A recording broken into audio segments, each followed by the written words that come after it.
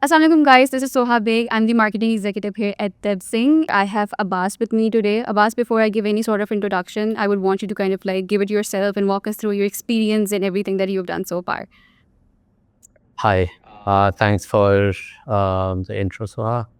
So I'm Abbas. I currently head product at Bikea. I've been here for around 5 years. Have done a variety of roles while being at Bikea.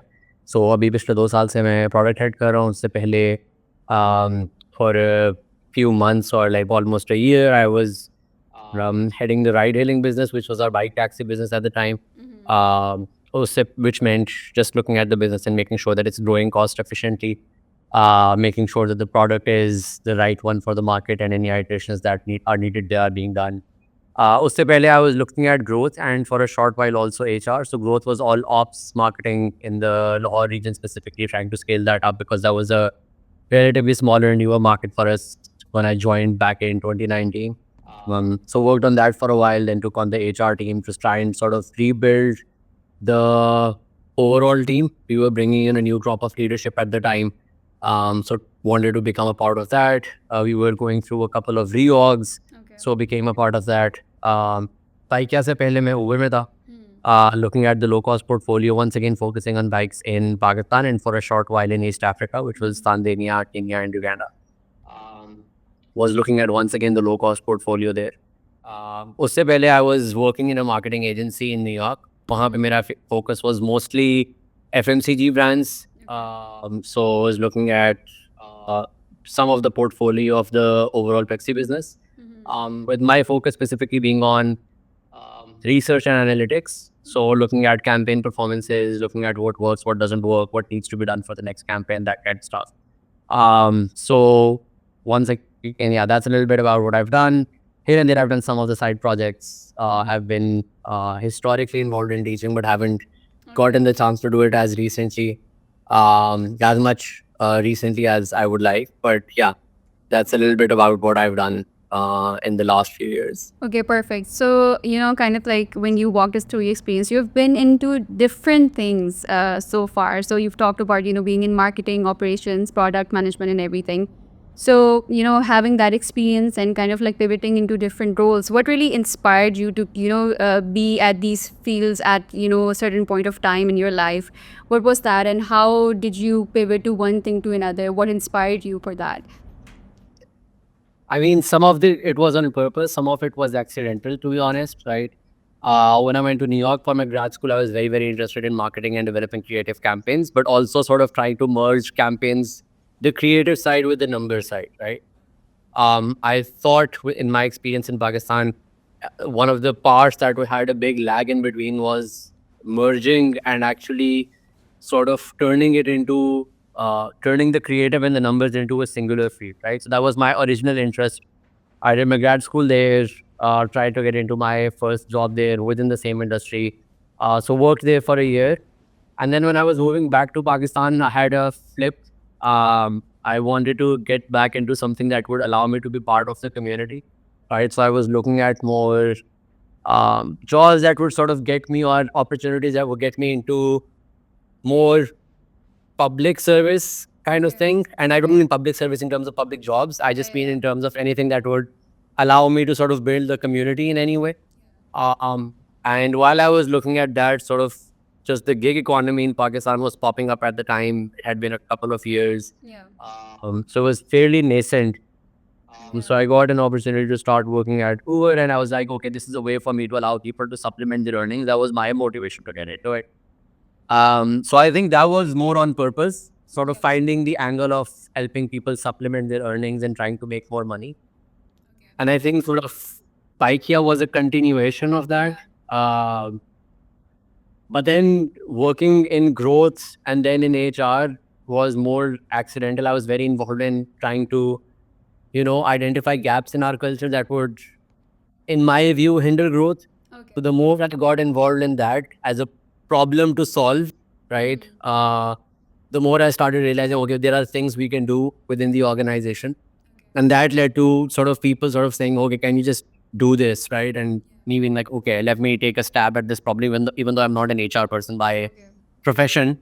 Uh, but the intent there wasn't to just sort of take on the HR team. The intent was there is an organizational problem to be solved. Can I help solve it? Right. And I think that's become the running theme now. And after the reorg was done, uh, we were trying to expand into newer businesses. So there was some leadership focus there. So I thought I could at that time jump a little bit into what the historical core business had been to try and keep that on track. So I was like, okay, let me sort of, I have done this in the past. Let me sort of figure out a broader scope of trying to manage the ride hailing business. And then from there, once again, moving into product was a little bit on purpose, a little bit accidental. While I was looking at the ride hailing business, I started becoming more and more important product. And Muni was sort of who's our CEO, was like, hey, do you want to just, we're looking for a head of product, do you want to just take this role on? And then, okay, let me give it a try. And that's what I've been doing for the last, more than 2 years now.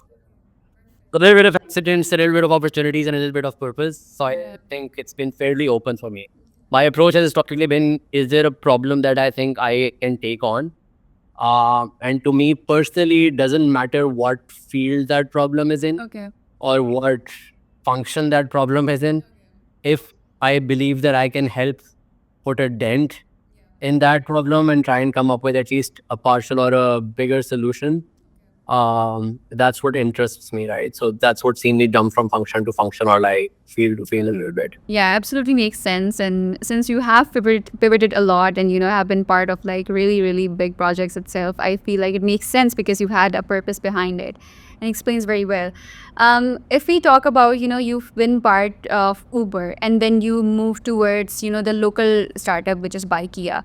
What inspired that transition overall? Because, Uber is an international name and then Bikea is really much in Pakistan right now. How was that transition for you? And then also what would be very interesting for me to know is how different they are when it comes to functioning, because it is a Pakistani startup and then Uber might have had its own way of functioning. So what kind of challenges or differences you noticed when you first joined? I think there was a massive difference. Obviously, it's similar industry, but like you mentioned, Uber at the time when I left was in a lot of countries across most continents where ride hailing is. And they've been doing great so far, not in Pakistan, right? They've shut down, but in at least the more Western markets or in Europe and North America, they've been doing fairly well, Middle East.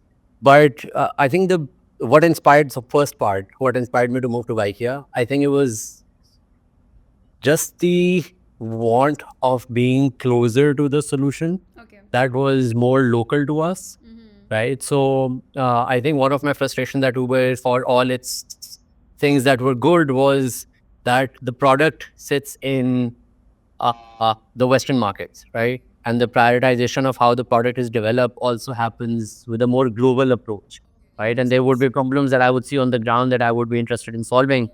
But just the process of getting those solved took months and years because there were so many problems to solve all over the world, right? And they had to come up with a general solution to all with modifications for each market, right? So I think that was the first indicator towards me. Like, I want to be closer to the product. I want to influence product more. I want to influence the actual solution more, not just grow the solution that exists, right? And Bikea being local sort of gave that opportunity. It was very, very localized at the time. Took a different approach too, where there were no cards that you could use because it's a cash economy completely. It was a app that was much more widely used in Urdu than the other ride hailing apps. The way it was built was also counterintuitive a little bit. So when I joined Bikea, I used to get a little bit of flack of, you've joined a company that doesn't have great UX. But I think that UX really worked hone into the market at that time. That wasn't as tech heavy, that was more price conscious, that was more local, right? So I think that was one of the intents. The second one obviously was the team was also local, right? So while working in New York and working at Uber had given me a lot of global exposure with obviously working with teams on the ground. But one of the things that was interesting to me was if the entire team is based out of Pakistan working on a Pakistani solution, the context that I would build in trying to make that solution would be a lot more interacting with software engineers here, interacting with the marketing professionals there. it would be a little bit different because it would be more in depth and you would sort of understand and work with everyone together in the same area, right? Same time zone, same area, everyone looking at the same problem. So alignment में वो मसले नहीं होंगे कि पहले आपको context explain करना पड़े कि पाकिस्तान का context क्या है, right? 100% of the team would understand what the context is and be working towards the same problem, right? So that was the other piece that was of interest to me. So I think the idea जो मेरे दिमाग में वापस Pakistan move करते हुए था कि I want to be part of building a community. It sort of this just seemed like a natural progression of that, working more towards local. But obviously, that's the inspiration. In terms of differences, बहुत differences थे. Uber बहुत systematic था. The tools available was easy to use, weren't as hacky, right? Obviously, a lot of money spent on the tools where we could analyze the data. A lot of resources available all over the world. I could, look at happening in Egypt, what experiments they've run, what the results have been like, or Bangladesh or India, and try and sort of do like knowledge sharing across markets. So I think वहाँ पे global perspective काफ़ी ज़्यादा था. पहला ये difference था. दूसरा ये था कि like I said, the facilities and the tools were obviously a lot more coming from a lot of resources. The third difference was they had at least initially a lot more money to spend. So when we were growing in the growth phase between 2016 to 2019, there was a lot of capital to be deployed in Pakistan, right? And while Paikia was also deploying capital, the scale was very different, right? So it was a newer challenge. How do we sort of grow at the same rate with a fraction of the money that is available to you, right? So आपकी marketing effect होती है, आपके tactics affect होते हैं. So it's a very different kind of challenge in working with smaller budgets, but also went on to become smaller and smaller over time, right? So I think as we focused on cost efficiency, I think वो उस sense में बहुत differences है. अब ये तो मैं 3-4 जो top of head आ रहे हैं, but just the way of working, the culture would be very different. Getting stuff done would be very different. वहाँ पे कौन ये था कि obviously you would have to jump through 5 hoops, right, to get something done. यहाँ पे I can pick up a phone and say यार ये मैं आपको भेज रहा हूँ, ये अभी करना है, ज़रूरी है, whatever, and it would get done immediately, right? Okay. So once again, there's a lot of pros and cons of both. But I think net in terms of just being closer to the ground, this works, right? This works a lot better in terms of just solving for Pakistan. Okay, this is very interesting to me because I didn't really expect this perspective, especially because we never think of it as that, especially as people that are just taking the service. From Uber might look to the local population very professional, very well put together, and then Baikia would be something that we don't really understand the mission and the vision behind it. So you explain that makes a lot of sense. And also say, putting this into the perspective, okay, you guys had your own challenges in terms of, again, not even having the fraction of the money that you had in Uber. तो उसमें जो marketing challenges are, the first thing is that I would want to know, okay, how did you guys then tackle with that? Because with Careem, Uber, Baikia, अब तो खैर there's a lot of marketing that we see, and I think that's quite a catch. And that adds a lot of value to your business as a whole as well. So how did you guys kind of like overcome that? How did you guys made sure that the word is out there, and since it's a main competitor for Uber and Careem right now? Or दूसरा ये कि what would you consider as a memorable milestone since you were now transitioning into this role which was very much localized and resonating to the Pakistani problems? What do you think that you achieved at that time which you are personally very proud of? I'll answer the first part first because the second part is harder. I think so I think working with the fraction of the cost comes with a lot of challenges, but it also allows for us to think more creatively, right? When I was at Uber, it was a very brand first approach, Okay. right? And that's an approach that does work for them in many markets, right? But that's an approach that requires a lot of money also because you're not going for acquisition as your only metric, right? Acquisition of customers is not the only metric, right? You're looking at awareness, you're looking at top of mind, you're looking at whether people are considering you when they're thinking of ride hailing or any way of moving around, right? Whereas at Baikia, the goal is all what's the cheapest way to acquire a very targeted set of customers, right? So in certain markets like Karachi, it would be very focused on functionality. Right? Your app is functional, right? It's not fancy, but it's functional. And now we're moving towards the, aesthetics and all the revamps of it right now. years into the business, right? We're just going through a massive overhaul of our what our app looks like. But at that time, it was very, very different, right? It was the goal was functionality. So you would target customers a lot more, right? You would have a lot more focus on your online marketing's targeting, right? कि आपकी जो cost of acquisition है वो हमेशा under control हो. वो जब exceed करना शुरू होती, you would dial down the campaigns, you would try different creatives, you would figure out, okay, what's the message that's resonating with the audience. You would spend a lot more time on analytics, because once again, you can't afford to go wrong, right? So you would see, okay, कौन से geography में हमने target करना है. We can't, target the whole city. So if we're in, or are we looking at targeting areas जहाँ पे हम लोग weak हैं, जहाँ पे हम लोग actually strong हैं, and we want to double down on that. या हम एरियाज जहाँ पे पोटेंशियल बहुत ज़्यादा है कि तंग गलियाँ चाहे हमें ओल्ड हॉल में लग रहा है कि हम लोग उतना स्ट्रॉन्ग इतना हो सकते हैं. Should we be only targeting that region for the next 3 months, right? If we can't market across Lahore, is that the area we want to talk about offline branding and activation, then sort of focus that. There would always be comparison between, offline marketing and online marketing, right? Which was very different at Uber because you could do both at the same time. So I think with Bike we always were comparing, अच्छा यार कि यहाँ पे cost of acquisition कितनी मिल रही है, scale कितना आ रहा है, कितने customers हमें actually महीने के end पे realize कर रहे हैं जो actual हमारे customers हैं, जो transaction भी कर रहे हैं, right? Versus our online platform, versus working through franchises and retailers versus organic, right? So we would be always in that mode. We would be tinkering a lot more, experimenting a lot more. I think that's the approach that we took at Bikea. So I think वहाँ पे आपको थोड़ा, whereas it was a brand first approach, like I said, over where the focus was very heavily on, okay, what's the right messaging that would appeal to a larger audience across Pakistan, right? And if it's safety, all the campaigns would be safety. Whereas, and that used to work for a certain audience, right? And then at Bikea, it's very different because, okay, if you were targeting Wabda Down and Old Lahore did that result, then in Karachi, the messaging could be completely different on price, right? In Lahore, the targeting was aspirational at one point, right? That, okay, what do Lahoris want? If it's an aspirational brand, can we be aspirational in Lahore? And if Karachi wants functionality, can we be functional in Karachi, right? So we were looking at geographies and regions even within those geographies where we could sort of target differently. It was the same on online versus offline, right? Ketchup festival are can we do on offline activations there? Would they be cost effective and give us that broader reach that we're looking for?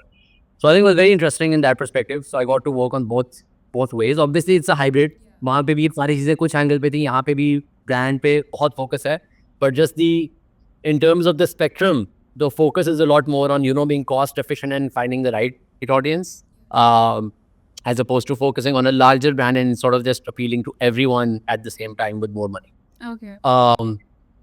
In terms of, I mean, things I'm proud of, I'm not sure, personally speaking, of a personal achievement that I can say that, oh, this is, something that has already been achieved, because it's still a work in progress.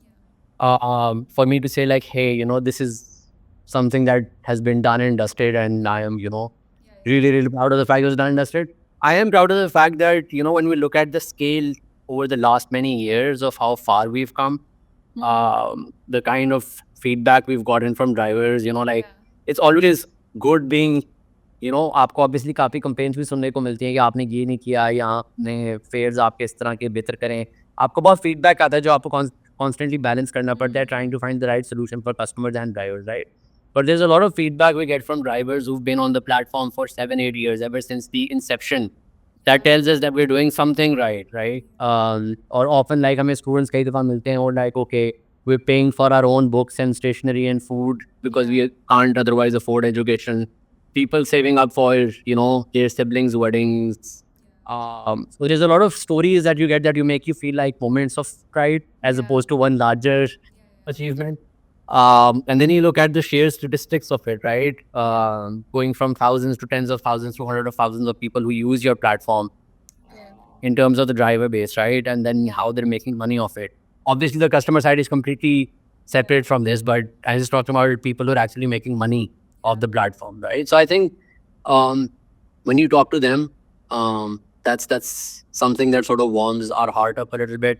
Sometimes it makes us want to do a little bit better, because sometimes the feedback is also like, you're not doing as much as you can, and then you're like, okay, what can we do better? So it's sometimes you get positive feedback, sometimes you get negative, but the moments of positive feedback are very, very heartwarming. Okay, okay. And one thing that since you've talked about feedback is, okay, since the service itself is like, we can see two ends. It's a driver and then it's the user. It could be me, it could be anybody, right? And then of course it's you guys in the middle that's making sure that everything is happening. But how do you guys kind of like, and since product development cycle is like ever going, you kind of like better the thing as it goes and as it's functioning. How do you guys like make sure that both ends are being satisfied? Because it could be tricky from, services business could be tricky itself because you just never know okay, what experience would client have. And then Pakistan ki jo ek overall, we see this country, there's unfortunately some things that are not in our control, or we have heard incidents about, these services.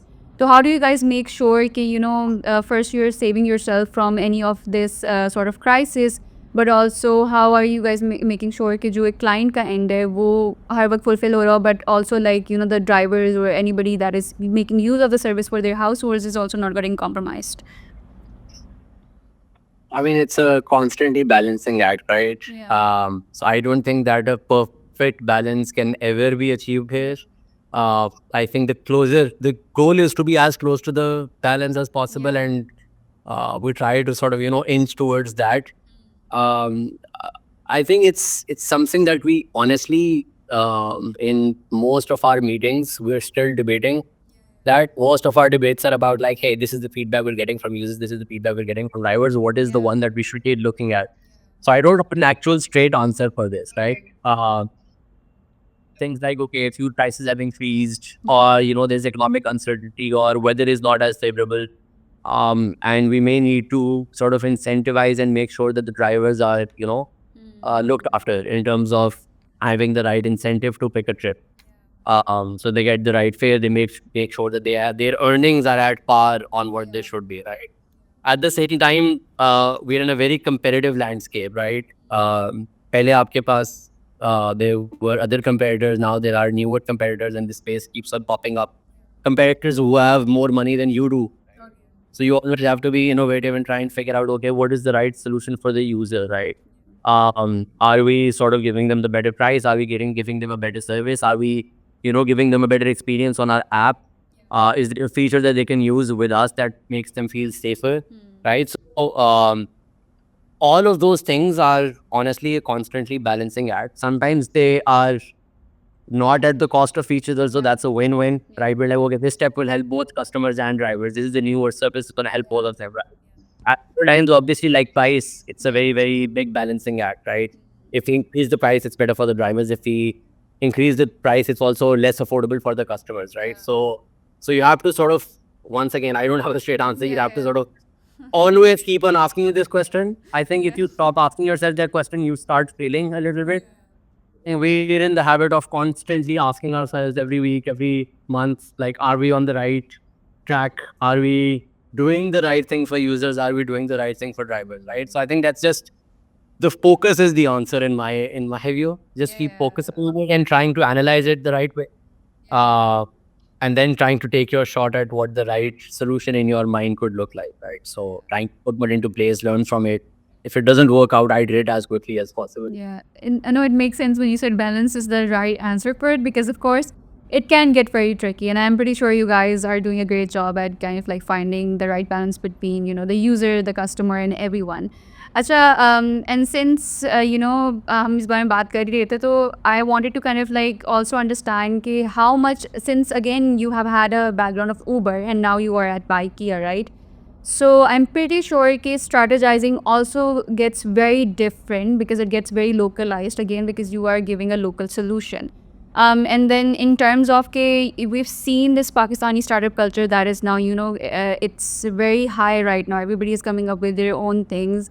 And while it was sort of like kind of like inspired by the Silicon Valley where we see so many startups popping up and, the international market doing really good in those terms, we some ways हम ये भूल जाते हैं कि Pakistan is very localized. So many things that we have to encounter is something that they encountered like 10 years ago. So what would you say is how do you first localize your strategies, and also how you have experienced that while you shifted to Bikea, and how does that help the business,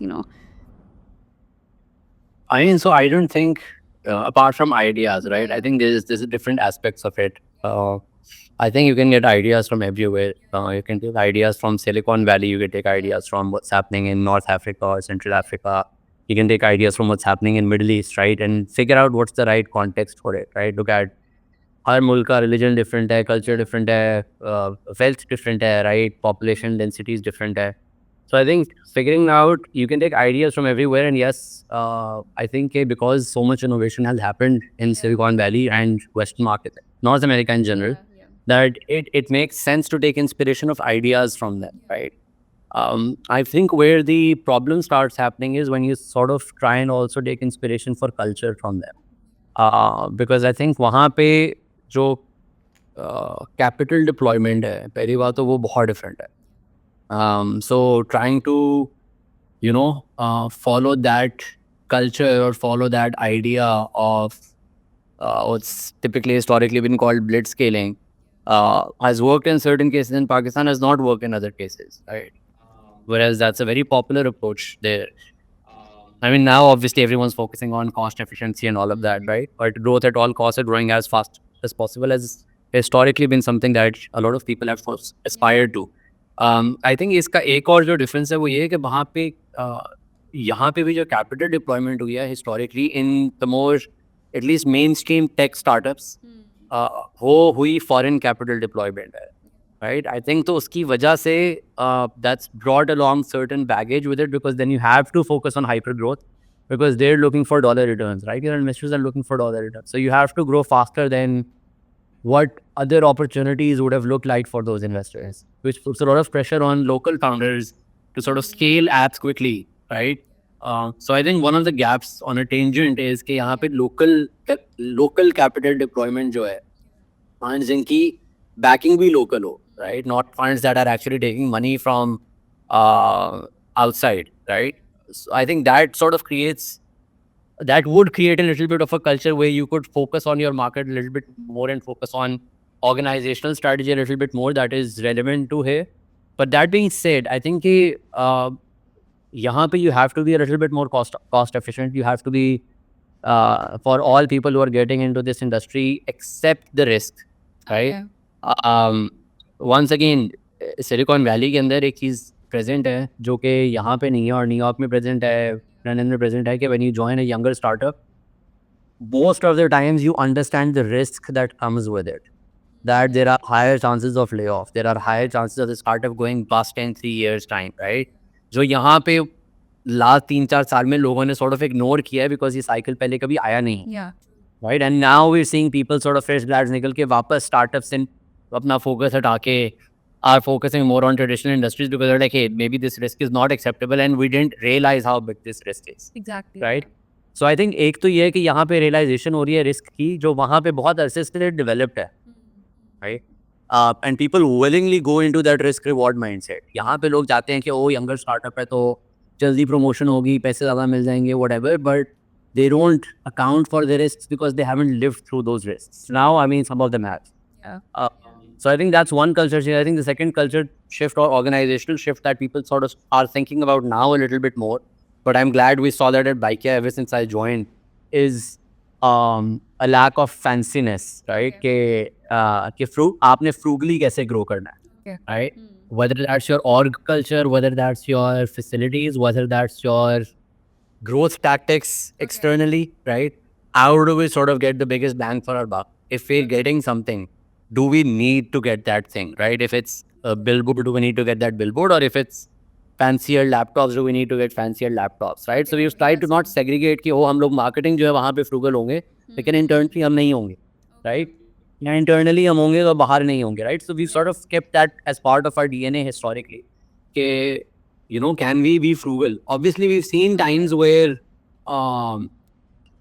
we were scaling up quicker, so we were deploying more capital. So there's been, I'm not saying it's a straight line, but by and large, comparatively, I think when we look at other organizations and stuff, we've been very, very frugal in terms of expenditure overall, internally and externally. So I think that's something that locally people need to sort of think about as a differentiating factor when they look at, the culture in Silicon Valley.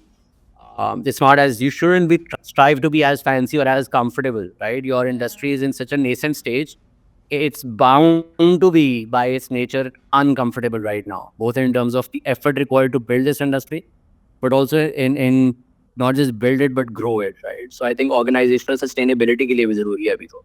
Okay, that is very interesting, especially once you've talked about internally how things are, because I think, and especially so many of the people that will be tuning into the session will be young grads or the people that just want to get into this industry, get a job, or somebody that wants to start anything. And I feel like up at some point you also start romanticizing this lifestyle as well, because you would be expecting a very fancy office for you, and maybe a startup with a lot of like cool people there. But I think the harsh realities are there. Maybe you don't have the best furniture, maybe you don't have the best environment there. So usme, let's talk about like in this sense, then how do you guys manage ki jo ek, it's very also very important that you are simultaneously doing your team building. There's a trust that you are kind of like integrating into the team, and then there's this bond which works towards the greater things. Then how do you guys make sure that team building is also being sustained very well, and then of course that kind of also some sort of like help you in talent retention as well, especially if there's somebody that you guys really value. So how does that work then within these scenarios? So I think वो भी once again a constant effort है, but I think that starts from hiring. Um, I think once again inherent competence is a little bit overrated. Yeah. In our industry, you can find a lot of smart people, right? The difference between someone who can speak well and someone who can't present themselves well is mostly privilege. Yeah. And I think कि उसकी recognition लोगों को ना early into their entering into the industry नहीं होती. क्या सही है आप बहुत अच्छी यूनिवर्सिटी से graduate कर गए हैं. But by the time you got into that university, I'm talking about 90% of the people, 10% outliers हैं जो वहाँ तक की purely अपनी मेहनत पे पहुँचे हैं. फैमिली फाइनेंसेस नहीं यूज़ किए, प्रिविलेज बैकग्राउंड नहीं था, कनेक्शंस नहीं थे, बट वहाँ तक पहुँचे हैं and kudos to them, right? But अगर मैं जनरलाइज करूँ, right, 90% of people that we interview, from myself included, right, that come from universities जिनका एक ब्रांड नेम है, वो उन यूनिवर्सिटीज़ तक पहुँचे बिकॉज उनको प्राइवेट स्कूलिंग मिली, अच्छे स्कूलों के अंदर, ठीक है, उनके वहाँ से अच्छे ग्रेड्स आए बिकॉज उनको ट्यूशन्स की एक्सेस थी, वहाँ से उन्होंने ग्रेजुएट कर लिया. तो अब oh my god, like we know how to present, we know how to talk, we know how to sell, right? And unfortunately in our market वो आपका early impression आपको दे देता है. But long run में you have to realize, especially when you're building teams, that you have to sort of filter through that, right? And over time, it's not a science, but over time you also get a little bit better each time. कैसा यार, दो लोग हारे किए, तीसरा उससे बेहतर होना चाहिए, चौथा उससे बेहतर होना चाहिए, पांचवा उससे बेहतर होना चाहिए, right? So you also improve as someone who's building a team, right? So I think one of the things that sort of takes precedence over that inherent presentability. I know it's not a word, but inherent presentability is the willingness to work and learn. Okay. Right? And I think hiring करते वक्त हमारे बहुत दफ़ा interviews ऐसे होते हैं, किसी ने रीच आउट किया with an idea to us and saying like, this is what I do, this is what I thought can be done at Bike. I would very much like to be part of it. And we see the effort they've put into the thought process, right? And we're like, okay, we're not hiring, but let's call this person in and see if we can get them involved in some capacity or the other. Similarly, we see people internally, ये तो hiring का process है, right? And obviously, I'm not saying we have people from all kinds of universities at Bike. So we try and sort of diversify our base as well. So I'm not to say that privileged universities से लोग अच्छे नहीं आते. Some of our best hires have been from those universities as well, right? But I'm saying you sort of have to filter for more than that. So I think उनके अंदर जो common trait है ना, वो ये है कि हम एक तो सीखना चाहते हैं, especially in our early careers, और in sort of later years कि हमारी काम की ownership है, right? Honestly काम करना चाहते हैं, and we want to keep on learning later in our years, right? One of the most inspirational person I worked with at Baikia was much older than I am, a very good friend of mine, but even at the age of late 40s and stuff, right, he still talks about the biggest motivation to make a job switch or take on a role or start something of his own as कि मैं क्या नया कर सकता हूँ, right? And I think that's something we sort of a lot of people entering this industry skip out on. They're very eager to show what they can do as opposed to what they can learn, right? And I think that's just one thing that I've noted when interviewing people or hiring younger professionals. But the ones that stand out and do great are people who are constantly willing to learn, right? अपने internal org building के अंदर बहुत ज़्यादा sense आपको ownership की drive करनी पड़ती है.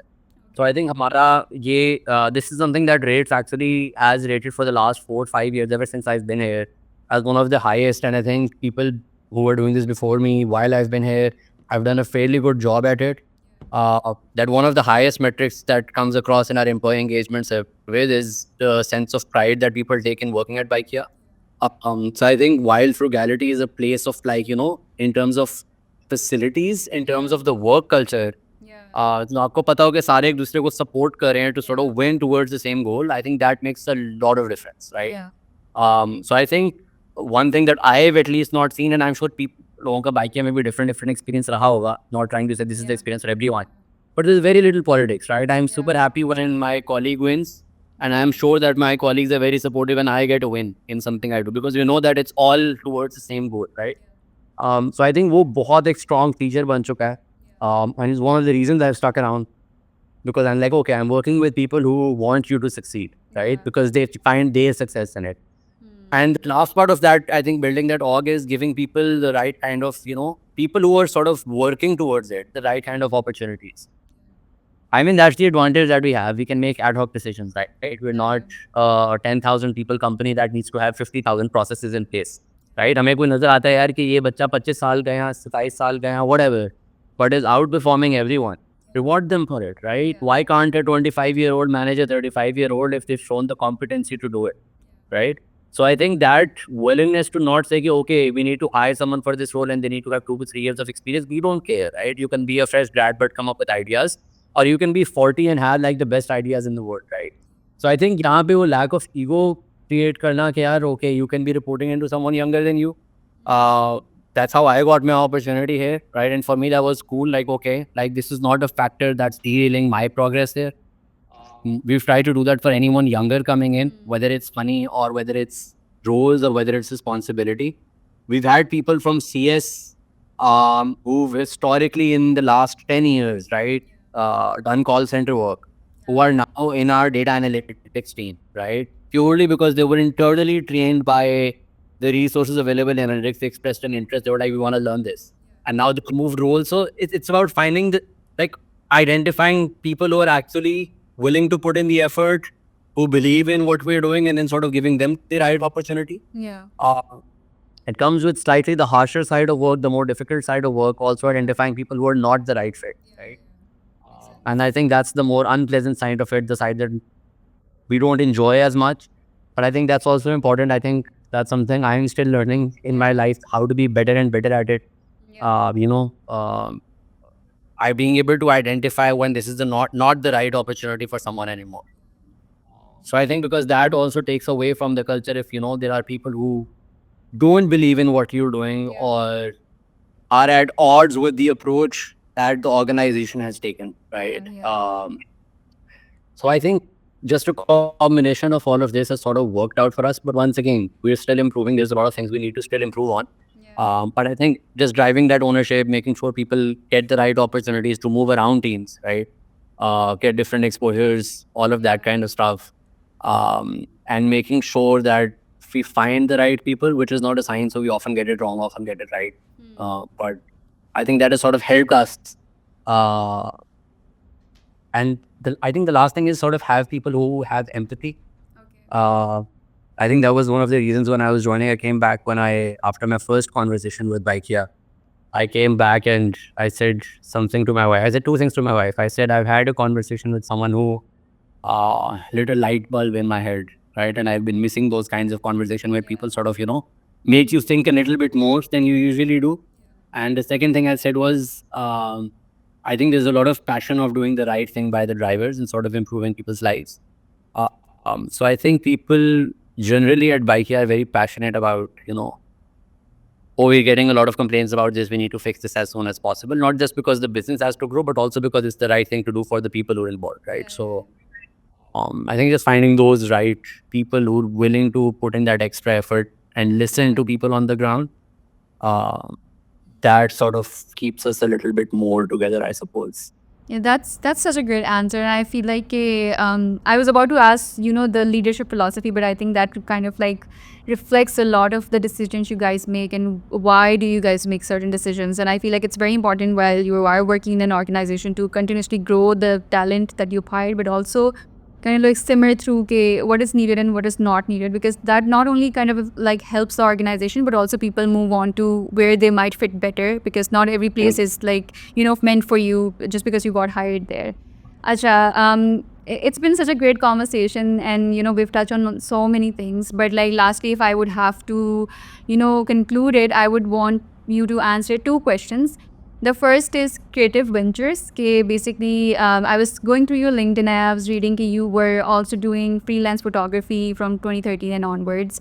So I would want you to kind of like touch on that, because since you have been a part of such a fast-paced career, how do you make sure that creative essence kind of like stays intact? And I'm pretty sure you were able to probably test that out or have fun with it during working on different campaigns as well. And also lastly, just give an advice to the people that wants to make it out there, wants to be part of this industry. What should they look out for? What should any motivational word that you feel like would help them out, especially young grads hote hain and very intimidated by the the environment out there. So something that you would want to say then. I think the answer to one is I don't get nearly enough time now, honestly, to do the things that are more not work related. I've honestly, like, I haven't. I think I shot a video for a friend's wedding that I'm still supposed to give to her. As a gift, I haven't given that. It's been 2 months now. But before that, I used to do a lot of photography. I was more into landscape photography. I did a few weddings when I was in New York, just to, as a student, it makes sense to sort of make more money on the side. We used to design posters for companies. We've done a couple of corporate videos and stuff. So it was mostly just things that would, combining an interest with like a side hustle kind of thing. Yeah. And as you get busier in work, it gets harder and harder to do. I used to love teaching also in high schools and run after school programs and be involved in those. Yeah. I haven't done that in years now. So I think work catches up with you that way. I travel very frequently between Lahore and Karachi. So I think that sort of stops me from making a commitment to things like a school or a university or whatever. So my answer is I haven't done nearly as much as I would like to. I don't know people who balance it well, how they do it. So I'm not the right person to answer to, but I'm not being able to balance. That being said, the second part of it, I'm sure you can find like great motivational stuff online. I don't think I'm the right person to give people motivation. I think the only thing I would say is something I've said already. Yeah. I think just say yes to opportunities. It's unfortunate. I was talking to a group of students who are computer science students a few months ago. I was doing a lecture in a class as a guest lecturer, and one of the things they said to me was, we've often been advised that in summers, work on computer science skill, and if you can't get an internship because you're too young, just enjoy your summers or all of that kind of stuff. And there's no point in working in things outside, right? It's just, and that's the advice they've been getting from professors and their alumni and all of that, right? And so when I asked, like, why can't you, work and do an internship in or volunteer someplace or do an internship in a call center or find an odd job and do it, right? The answer was because it won't help us in our career, which I think is such a wrong approach to take, because you have to say yes to opportunities. In the absence of better opportunities, say yes to what opportunity you get, right? Because you will learn from anything new. And I think that sense of learning is the only thing I'll give as advice, that at every step in your career, but especially earlier career, don't be as eager to show what you can do. Be more eager to show what you can learn. Yeah. And evaluate opportunities in a way that will give you more opportunities to learn, as opposed to, be part of a process where you won't learn as much, right? But have other things intact, right? And obviously you can optimize for them. If you don't have financial buffer, optimize for stability, right? If you don't have privilege, optimize for a big brand name if you get the opportunity. But if you do have the buffer, if you do have a little bit of leeway, अगर आप afford कर सकते हैं थोड़ा सा risk लेना, तो life में उस तरफ risk लें जहाँ पे learning ज़्यादा है, and it sort of pays dividends later in your career by quite a bit. And just keep that spark alive about learning, whether you're 10, 20, 30 or 40, right? Like if you can develop that mindset, I think it helps just throughout your career. But once again, in terms of motivation, I don't think I can say anything better than that's already been said by smarter, wiser people. No, but I think that is a really good advice, and I feel like it's very important for especially people that are very young. I feel like from a very young age, you should be adaptable. You should have this urge to have evolution in terms of trying different things and also your career. So with that being said, thank you so much, Abbas, for walking us through your experience about working with international organization to local and why local. It's very inspiring to why you have joined Baikia and how much you guys are focused on providing localized solution, which I feel like is very important in Pakistan right now to make traveling safer and also like being resonated with a company that is just functioning for Pakistani people. And I hope that everybody that joined, this was helpful for you guys in some way or another. And inshallah, I'll see you guys with another session on another week. Thank you so much, and Allah Hafiz.